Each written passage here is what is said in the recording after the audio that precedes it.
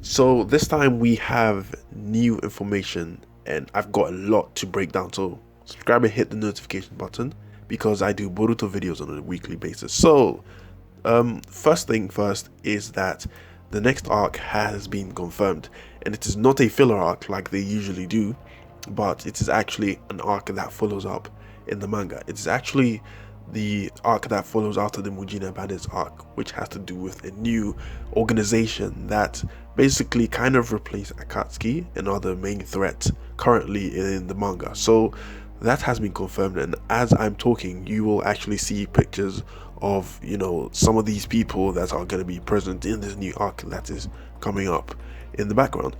Number two is the spoilers of episode 151, and it's actually translated by Organic Dinosaur. So it basically is titled Boruto and Tento. So it says Boruto came running to rescue Tento, however standing right in his way is Shojoji, who is the boss of the Mujina Bandits, which we already discovered in episode 150. It says Shojoji's corpse clone jutsu would not only snatch away Boruto's abilities and memories, but it could even steal Boruto's own appearance away from him.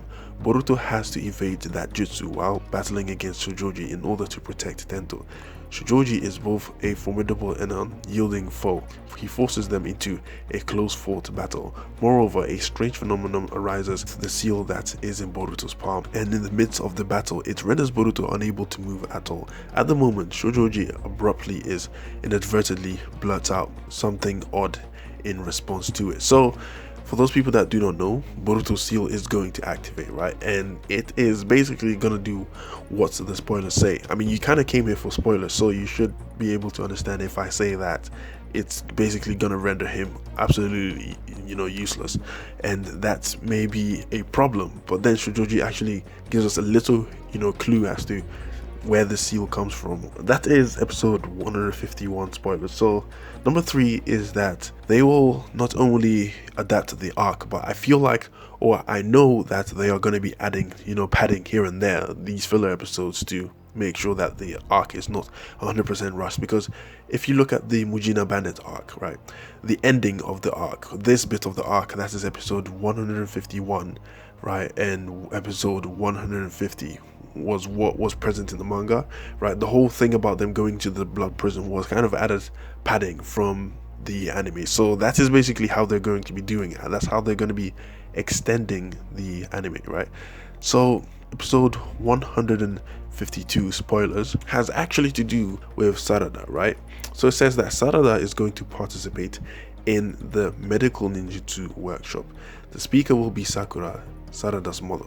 One student is chosen by each team to participate in the seminar. Sarada is nervous because of her friend's expectations.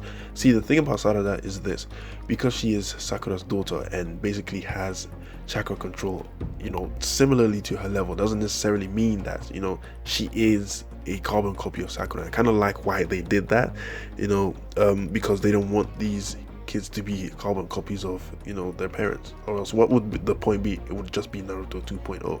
So Sarada, it has actually been said in the novel that she is not good at healing at all, right? So just because she can actually destroy stuff with her knuckles just like her mom doesn't necessarily mean that she has very, very good chakra control. And in fact, the healing has been left up to Mitsuki, and apparently he's the one that's really good at medical ninjutsu. But then again, after what is going to be happening in the latest arc, you won't really have to worry about anyone using medical ninjutsu because that's going to be covered by something else. So it says Sarada is in big trouble, having difficulty with medical ninjutsu.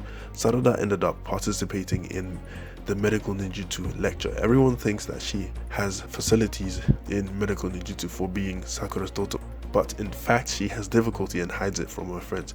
Taking this opportunity, she tries to tell them, but problems arise at a time of practice. Sarada suffers in the practice of detoxification. She tries to be honest and tell everyone, but when she takes her eye off and gets distracted, was the detox practice successful? So I don't know exactly what she's going to be doing. I think she's going to be healing someone, and then maybe it's going to go wrong. But at the end of the day, it's kind of like Boruto. So, everything's going to be optimistic at the end of the day. But yeah, I think she's gonna have to come, out and basically explain that she's not really good at medical ninjutsu. All she knows how to do, well, is use her Sharingan and then, knock people out using her Cherry Blossom Clash. Yeah, we actually have screenshots here of, you know, the next batch of villains, and I'm telling you, they mean business, right? And they're a huge threat. At first, when I saw them, I thought they weren't, but as time progresses, you can actually, you know, see how much of a threat they are. And it's kind of interesting how, you know, events are turning out in the manga. Now, the only thing I'd like to add here is that I feel like, you know, they should deviate from the manga and keep this kind of thing going, because if this keeps going, you know, the popularity of the Boruto, you know, series in general is gonna be bigger. We're not gonna get extra padding here and there for them to delay us for another year or two, but what's going to happen is that the popularity is going to go up because the story is actually going somewhere, instead of just delaying it until the manga gets far enough for them to adapt certain things. I feel like they should go the Dragon Ball Super route. So click on the left for Momoshiki and the astral plane being explained, and click on the right for a theory on Sasuke possibly having the Blade of Sotsuka and having the sealing power to get rid of Otsutsuki's.